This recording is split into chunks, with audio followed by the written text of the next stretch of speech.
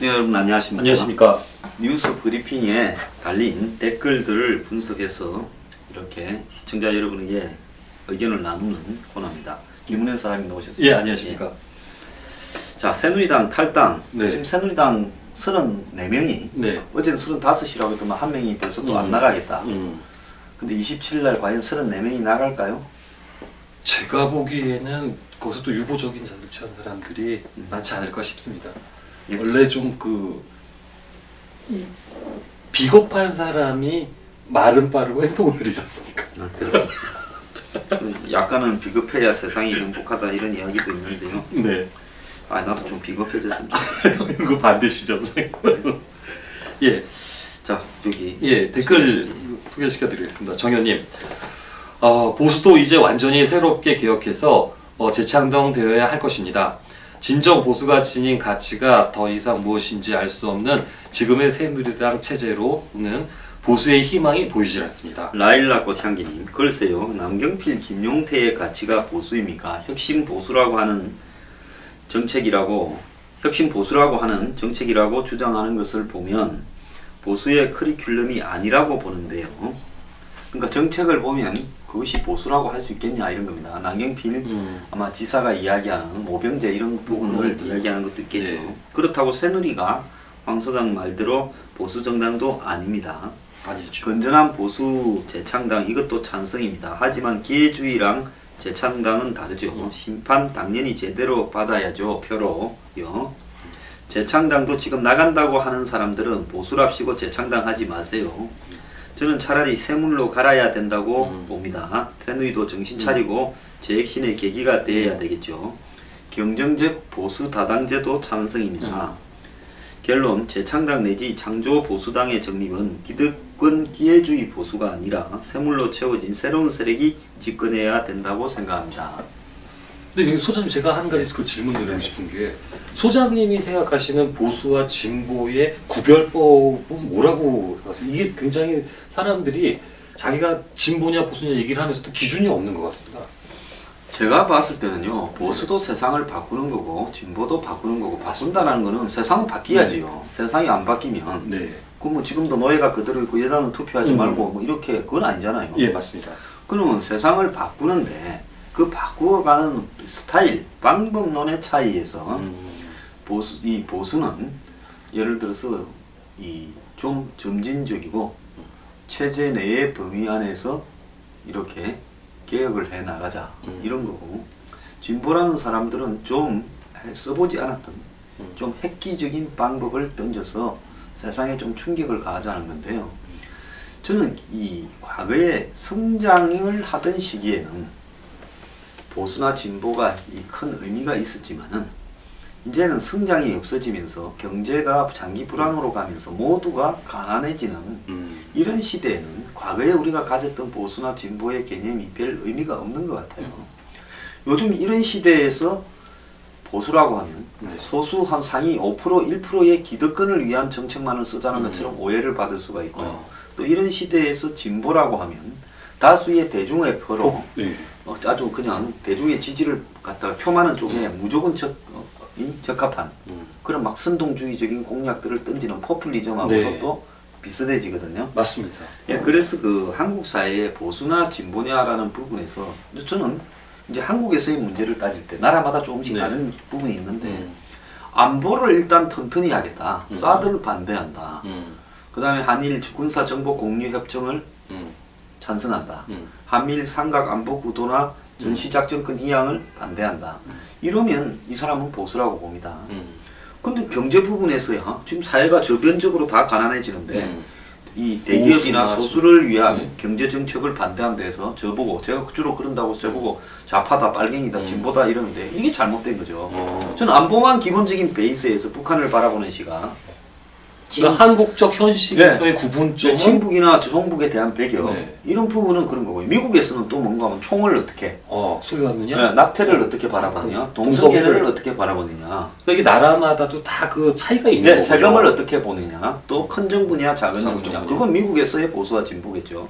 그래서 그거는 한국에서는 뭐 총이나 낙태나 뭐 동성애나 이런 게 큰 이슈가 안 되지 않습니까? 그러니까 한국은 이민 정책도 마찬가지고 한국은 가장 중요한 것이 안보에 대한 부분 부분이고요. 그 다음에 이제 노조 문제나 이런 걸 바라볼 때 네. 긍정적인 역할을 하는 차원을 넘어선 노조를 무조건 옹호하는 것이 맞느냐. 노조도 사회를 개혁하는데 자기 희생을 해야 된다. 이렇게 보면 이건 보수죠. 네. 그건 무조건 노조 편을 들면서 노조는 무조건 옳다. 음. 이렇게 가는 부분은 한국에서 봤을 때는 진보나 잘못된 수구 좌파라고 볼 수 있는 거죠. 그러니까 올바른 그 가치에 대한 어떤 그 좀 정리가 필요한 시대 같습니다. 예, 그리고 이제 복지를 바라보는 시점에서 저는 복지가 생산적 복지로 가야 된다. 돈을 벌어서 일을 해서 아, 그렇고 그렇죠. 살 수 있는 걸로 돈은. 그래서 일하는 사람에게 더 줘야 더 된다. 가는. 예? 근데 일을 하루 1년 내내 하거나 하루 네. 종일 하는데도 한 달 내내 하는데도 100만 원을 받는 사람이 있다. 이 사람한테 30만 원을 더 주자. 저는 이런 복지를 찬성하는 거고요. 아 맞습니다. 저도 그냥 무조건 그냥 노는 사람들한테는 7, 80만 주는 원씩을 거는 줘버리자. 이렇게 해서 안 돼. 6개월씩이나 이렇게 바닥 타먹자. 야, 이거는 빨리 아니거든요. 나가야죠. 대학 등록금도 저는 그렇다고 봅니다. 성적이 되는 학생들에 대해서 반값 등록금을 적용해야지. 무조건 공부를 포기한 학생들한테 반값. 지금 그러다 보니까 기초생활수급자 자녀들은 예. 대학에 가면 등록금을 안 내요. 예. 이 학생들 노력 안 한다고 비판도 네. 자자합니다. 그러니까 이런 어떤 이 복지를 바라볼 때 보편적인 복지라는 미명하에서 이제 그 파퓰리즘으로 가는 부분을 예방하는 것이 보수다. 저는 그런 생각은 안 가집니다. 그런데 제가 이번에 네. 이 최순실 사태를 바라보면서 삼성이나 한국 기업들이 나쁘다. 재벌대로 처리해라. 법대로 처리해라. 재벌이라도. 또 재벌 회장이라도 사면시켜주면 엉뚱한 짓거리 맨날 하고 다니는데 사면시키지 마라. 그럼 돈으로 막아라. 이렇게 이야기하면 이거는 지극히 합리적인 이야기인데 이렇게 말을 하면 또 좌파라 그래요. 그래서 기존의 좌우 개념을 저는 기득권의 앞잡이들이 매우 이렇게 혼란스럽게 만들어놨다 이래 봅니다. 다음에 좀 하시죠. 예. 휘슬러류님. 과거 소장님의 비판에도 불구하고 차세대 주자로 유승민의 일말의 기대를 품었던 사람으로서 남평호 아들과 김용태의 탈당을 보면서 유승민의 당 잔류, 당 개혁이라는 구호가 용기 없는 기회주의자의 발언으로 느껴지는 것은 너무 성급한 것인가? 유승민이 보고 심각하게 깨달아라. 안타까운 것은 경필이나 용태는 보수 혁신 깃발을 들기에는 많이 부족해 보인다는 것이다. 네, 이분 뭐 아주 그쪽에 좀 우호적이었는데 네. 그러네요. 그다음 예. 뒤에 장에 예. 이일성님 보수가 살려면 현재 보수는 멸망하고 진보수로 새로 출발해야 현재 바른 말을 하는 분들을 중심으로 전혀 새로운 당이 출현해야 대한민국이 존속될 것으로 믿습니다. 네. 서민성님 당이 현재 제대로 보수였던 적이 있나요? 야당이 너무 좌성향적이라 상대적으로 보수로 보였을 뿐이죠. 저는 다 맞다고 봅니다. 예. 맞습니다. 자, 그래서 네. 저는 나가는 분들이 그냥 나갈 게 아니라 자신들은 어떤 가치로 가겠다라는 걸 지금이라도 명확하게 해야 된다. 그리고 기존의 보수로서 했던 잘못에 대해서 사과를 국민 앞에 해야 된다. 소장님이 좀 교육을 해주셨으면 좋겠습니다. 뭐가 보수다, 뭐가 진보다. 그러니까 너는 지금까지 이렇기 때문에 너는 보수, 너는 진보. 이 구분을 좀 해서 그 정책대로 좀 가게 길잡이를 주셨으면 옛날에 좋겠습니다. 진박 간별 사라 하다가 욕먹은 사람이 있어가 저는 그 뭐 간별 하려다가 또 더 욕먹을까봐. 근데 이야기는 계속 하겠습니다. 네. 예. 예. 한일 군사 정보 보호 협정 그 체결에 대한 그 댓글입니다. 한창민님. 미운 놈 일본 놈이랑 안 놀 거야 라고 응석 부리는 아이 같은 말씀으로 들리는군요. 북핵 실전 배치가 코앞으로 다가와 있습니다. 이것이 얼마나 심각한 상황인지 깊이 생각해 보셨는지 의문입니다. 저도 일본 놈들 헛소리하는 것 들으면 핵폭탄 날리고 싶습니다. 그러나 이 엄중한 시대에 한미일 동맹국으로서 꼭 필요하다면 국가와 국가로 역사적으로 증오했던 상대라도 악감정은 뒤로 미루고 협력하는 것이 중요하다고 생각합니다. 정치인들의 정치 싸움은 안보 문제에 대해서는 자제해야 하는데 덩달아 같이 떠들면 곤란한 것 같습니다. 보내주셨습니다. 예, 진호리님, 예. 경추 예. 한일 군사 정보 보호 협정 국무회의 통과 이 기세를 예. 모아서 상호 군수 지원 협정까지 체결합시다. 예. 한일 상호 군수 지원 협정이란 쉽게 말해서 한반도에서 전쟁 발발 시 네. 일본에서 보유 중인 포탄이나 탄약을 자위대 수송기로 주한미군에 탄약 지원을 할 수 있는 협정입니다. 이런 건 해야지요. 우리 탄약 재고가 길어야 2주일치입니다. 제가 이거 잘 압니다. 네. 제가 군에 있을 때 탄약 사령부에 근무했거든요. 군수가에. 그래서 한국이 이 탄약이나 총알 이런 부분에 재고가 많지 않아요. 그래서 전쟁이 조금 길어지면 과연 이런 어떤 물량들을 한국 스스로가 조달할 수 있을까? 불가능합니다. 미군들도 지금 일본의 오키나와에서 다 오잖아요. 그러면 당연히 이런 것들을 체결해서 아니 자위대가 우리가 지금 죽게 생겼는데 전쟁이 나서 그러게 말입니다. 그뭐 메이드 인 재팬이나 메이드 차이나도 무슨 상관입니까? 그 누가 들어오든 말입니다. 돈을 필요한 거 써야 받고 되는데. 해야 되고 또 그러려면 우리도 일본 가서로 네. 동맹관계를 평소에 좀 맺고 이래야 되는데 왜 이 부분에 이렇게 부정적으로 무슨 아니 지금 50년 전에 전쟁을 한 60년 전에 전쟁을 한 중국하고는 예. 뭐 잘 지내고 어쩌자면서 예. 그것보다도 훨씬 더 전에 우리는 일본하고는 전쟁 한 한 적은 번도 없었어요. 예. 근데 이 부분을 가지고 위안부 문제를 가지고 이렇게 하는 부분은 물론 그것도 규명이 되고 적절하게 사과를 받아야 되지만 문제는 해도 너무한다는 겁니다. 맞습니다. 예, 그리고 그것과 또 지금 이 안보에 관한 문제가 등가시 돼야 될 문제인가? 그건 그거대로 하고 이거는 이거대로 해야지요. 소장님이 늘 지적하시는 것처럼 한일 관계 그 뒤에 숨어 있는 코드가 반미로 연결되어 있는 예. 그 코드에 대해서 전 전적으로 동감합니다. 옛날에는 반미를 하다가 예. 이제는 약한 고리가 반일이다. 그렇게 가야 한미일 구도를 깰 수 있다. 안보 동맹은요. 이거 참 아주 머리가 좋은 것 같습니다. 저들. 예? 머리가 좋은 것 아, 같습니다. 좌파들이 머리 좋죠. 자, 부동산 폭락 경제위기. 유동현님 그 사연 소개해드리겠습니다. 아마 고점에서 내 집 마련한 사람들은 상당히 고생할 겁니다. 대출 감당 못해서 가정 깨지는 사람도 생겨날 거고 경매에 넘어가서 이 원망 분노 다음 정부 누가 될런지 어쩔런지. 오우스님, 최소의 경비로 주거할 수 있는 환경을 만들어야 경제가 활성화된다. 정책의 실패다. 네. 이정주님, 선분양 당시에는 전세와 집값이 오르고 청약 열풍이 굉장합니다만 막상 입주가 시작되면 이사 가면서 빈집이 생기고 전세가 나오고 하면서 집값이 안정돼 갑니다. 그런데 이해하기 힘든 가계부채와 전정부지로 올라간 분양가를 볼 때 대출이 과도한 분들은 고생을 할 수 있다고 봅니다. 자, 이런 주장을 진보측은 주구장창 해왔다. 높은 부동산은 경제에 좋을 거가 없으니 하향 안정화 정책을 만들어야 된다. 이걸 다 무시하고 부동산 투자만 부추기더니 부동산 폭락이 올 거다.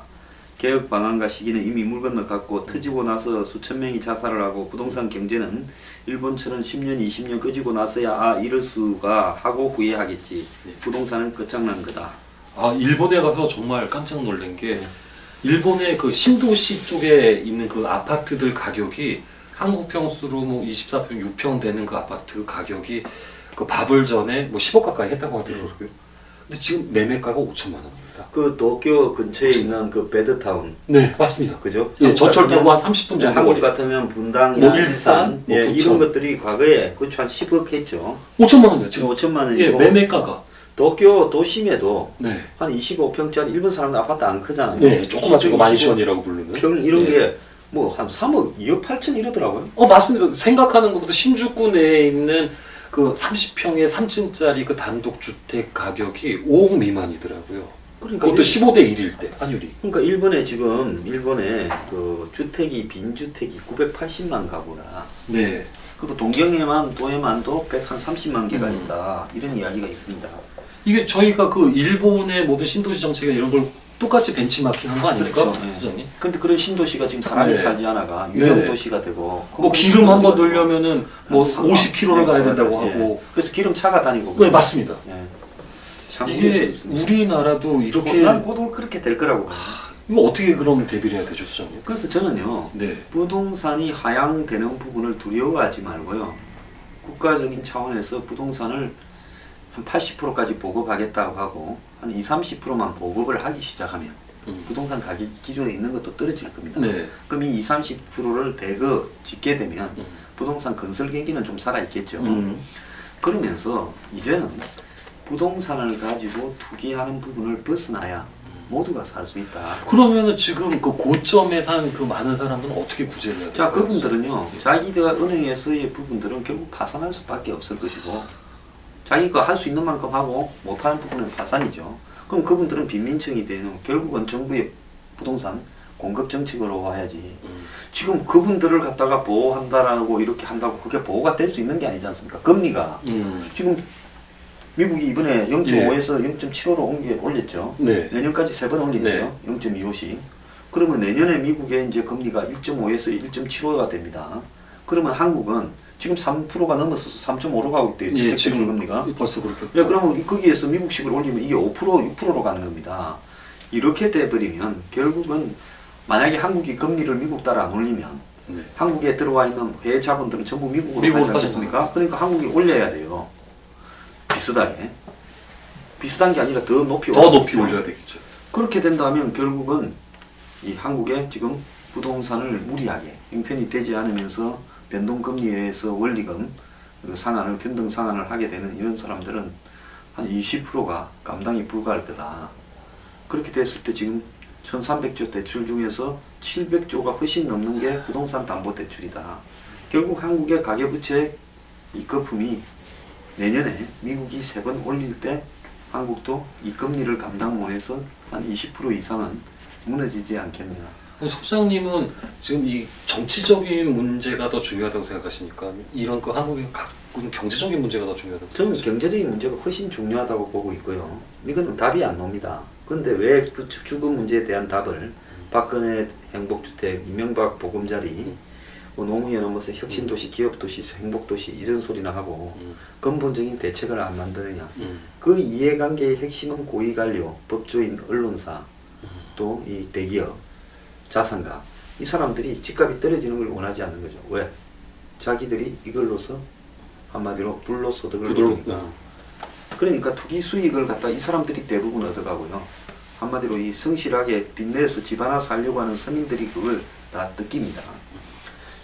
박근혜 정부가요, 경제가 성장 안 하니까 계속 대출을, 네. 그 다음에 이 각종 세금 조건들을 이렇게 바꾸어가지고 부동산 띄우기 정책으로 일관했잖아요. 그게 초이노믹스잖아요. 예. 그 결과 어떻게 됐습니까? 가계부채만 늘어나고 전월세 파동이 파동 나고. 수습이 안 되지 네. 않습니까? 그렇기 때문에 이제 부동산은요, 이거를 가지고 경제를 진작시킨다. 진작이 됩니까? 지금 한국에 내년에 2%도 성장 못할 거다고 예고되고 있어요. 지금 뭐 6분기인가 0%대 성장을 하고 있습니다. 네. 그러면 이거는 성장이 불가능한 거예요. 이걸 억지로요, 성장시키려고 해서는 안 된다는 거예요. 오히려 국가적인 일자리 창출이 더 중요하다. 저는 이렇게 생각합니다. 예, 전적으로 옳다고 생각합니다. 야, 이거 뭐 마치죠. 다른 예. 이야기 좀.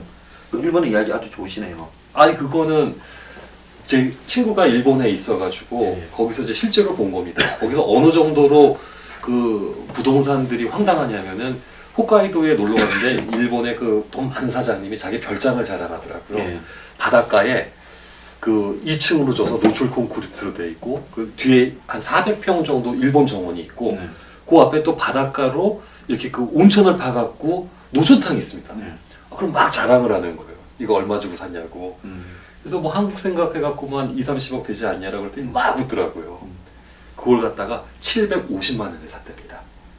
750. 예, 그러니까 지금 뭐 가치로 따진다면 1억도 안 되는 거죠. 네. 그래서 깜짝 놀랐죠. 그랬더니 일본은 750만 엔. 엔. 네, 그러니까 1억도 안 되죠. 일본엔 그런 그 저기 뭐야 펜션 너무나 많다는 겁니다. 왜냐하면은 바블 시대 전에 이거를 담보로 이걸 사놔가지고 사람들이 돈을 굉장히 많이 벌었다가 한꺼번에 넘어지니까 이게 은행으로 다 왔는데 건물이라는 거는 시간이 지나면은 노후되지 않습니까? 네, 가치가 떨어지죠. 예, 그러니까 그냥 은행에서 오히려 영업을 나오는 겁니다. 뭐 집사진 같은 거 갖고 돈 많은 사장 현금 도는 것만 알면은 아 이거 사달라고. 그럼 가놓고 썩혀서 돈 날라가는 예, 거보다는 그 건물 싸게 예, 팔긴 파는 게 은행 입장에서는 관리비도 안 나오고 좋으니까. 그래서 동경도 내에 있는 그 빌딩들도 현찰만 잘 놀면은 와가지고 막 설명을 한답니다. 여기 월세가 얼마 들어가 있고 어떻게 돼 있으니까 사장님 여기서 요거 그냥 가져가시면은 여기 지금 월세 들어가는 거 요거 하니까 조금 더 낫습니다. 이래갖고 일본은 지금 그 건물을 사기가 그러니까 자기 돈 없이 건물을 사기가 너무나 좋은 입장이 됐다는데 반대로 말하면은 그만큼 빈 건물이 처치곤란이라는 거죠. 그리고 또 건물을 사서 건물 가격이 올라가서 차익을 보기는 어렵고 이제 그건 이제 완전히 끝났다고 네, 봅니다. 이제 임대료나 예. 뭐 받아서 예. 이자나 감당하는 정도가 예. 맞겠죠. 그리고 보증금 문화도 없어졌다고 합니다. 왜냐하면은 그 시장이 완전히 무너져가지고 그러니까 그 권리금을 내고 이렇게 들어가는 그 시장도 없어졌다고 하고 또 일본은 그 보증금도 되게 싸더라고요. 월세에 6개월치만 있으면은 다 얻을 수 있는. 일본이 한때는 집 때문에 사람이 죽어나갔는데 이제는 또 아니 그 일본만 팔면 미국은 몇 개 살고. 처음에 동경만 팔면 예. 미국을 산다 하고 예. 일본에 황궁 있는 근처만 팔면 예. 뉴욕을 산다 했죠. 예. 자, 세상은 돌고 돕니다. 한국은 정확하게 일본을 5년에서 10년 뒤로 쫓아가고 있다고 저는 이 경제를 제가 일본 경제를 한때 면밀하게 분석을 해서 한국 경제하고 비교표도 만들고요. 또 그래서 제가 글도 좀 쓰고 했는데 제가 볼 때는 뭐 5년에서 10년의 차이를 두고 따라가는데 지금 그 이 초고령화 또 부동산 폭락 또 젊은 사람들의 일자리 예. 뭐 노인 빈곤 또 이런 결혼 안 하는 문제까지도. 결혼 안 하는 문제까지 거의 다 비슷하게 가고 있고 또 젊은 사람들이 소비를 포기하는 거 네. 이런 것도 매우 비슷하다 이렇게 봅니다.